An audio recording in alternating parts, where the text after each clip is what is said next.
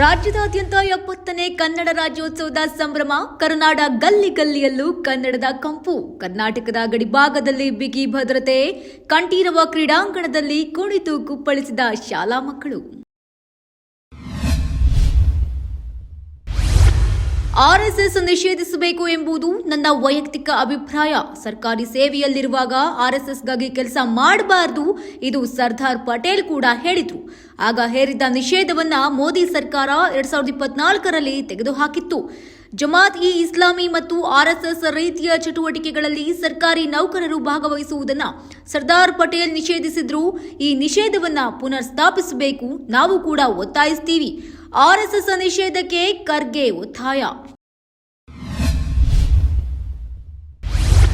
ಯಶ್ನಂತಹ ಸುರದ್ರೂಪಿಯನ್ನ ರಾವಣನ ಪಾತ್ರಕ್ಕೆ ಏಕೆ ಆಯ್ಕೆ ಮಾಡಿಕೊಂಡ್ರಿ? ಸದ್ಗುರು ಪ್ರಶ್ನೆ. ನಮಿತ್, ನಾವು ಸೂಪರ್ ಸ್ಟಾರ್ ಲೆವೆಲ್ನ ನಟನೆ ರಾವಣನ ಪಾತ್ರದಲ್ಲಿ ನಟಿಸಬೇಕು.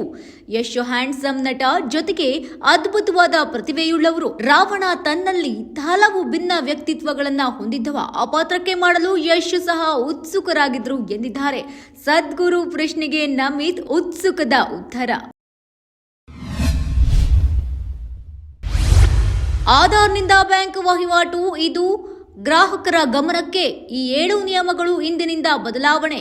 ಆಧಾರ್ ಅಪ್ಡೇಟ್ ಶುಲ್ಕ ಪರಿಷ್ಕರಣೆ, ಹೊಸ ಬ್ಯಾಂಕ್ ನಾಮನಿರ್ದೇಶನ ನಿಯಮಗಳು, ಹೊಸ ಜಿಎಸ್ಟಿ ಸ್ಲ್ಯಾಬ್ಗಳು ಜಾರಿಗೆ, ಎನ್ಪಿಎಸ್ ಟು ಯುಪಿಎಸ್ ಅಂತಿಮ ದಿನಾಂಕ ವಿಸ್ತರಣೆ, ಪಿಂಚಣಿದಾರರು ಜೀವ ಪ್ರಮಾಣ ಪತ್ರವನ್ನ ಸಲ್ಲಿಸಬೇಕು. ಪಿಎನ್ಬಿ ಬ್ಯಾಂಕ್ ಲಾಕರ್ ಶುಲ್ಕಗಳಲ್ಲಿ ಬದಲಾವಣೆ, ಎನ್ಬಿಐ ಕಾರ್ಡುಗಳದಾರರಿಗೆ ಹೊಸ ಶುಲ್ಕಗಳು ಅನ್ವಯ. ರಾಶಿಕಾ ಶೆಟ್ಟಿಗೆ ಸುದೀಪ್ ಸರ್ ಕ್ಲಾಸ್ ತಗೊಳ್ಳೇಬೇಕು. ಬಿಗ್ ಬಾಸ್ ವೀಕ್ಷಕರಿಂದ ಒತ್ತಾಯ. ರಾಶಿಕಾ ಶೆಟ್ಟಿ ಬಿಗ್ ಮನೆಯಲ್ಲಿ ಈ ವಾರ ನಡೆದುಕೊಂಡ ರೀತಿ ಬಗ್ಗೆ ವೀಕ್ಷಕರಿಗೆ ಅಸಮಾಧಾನ. ಪ್ರೀತಿ ಪ್ರೇಮ ಕಂಡು ವೀಕ್ಷಕರಿಗೆ ಸಖತ್ ನಾಟಕೀಯ ಎನಿಸಿದೆ. ಆ ಕಾರಣದಿಂದ ರಾಶಿಕಾ ಶೆಟ್ಟಿ ಇಮೇಜ್ ನೆಗೆಟಿವ್ ಆಗ್ತಾ ಇದೆ. ರಾಶಿಕಾ ಎಲಿಮಿನೇಟ್ ಆಗಲೇಬೇಕು. ರಾಶಿಕಾಗೆ ಸುದೀಪ್ ಸರ್ ಕ್ಲಾಸ್ ತೆಗೆದುಕೊಳ್ಳಲೇಬೇಕು. ಇದು ವೀಕ್ಷಕರ ಒತ್ತಾಯ.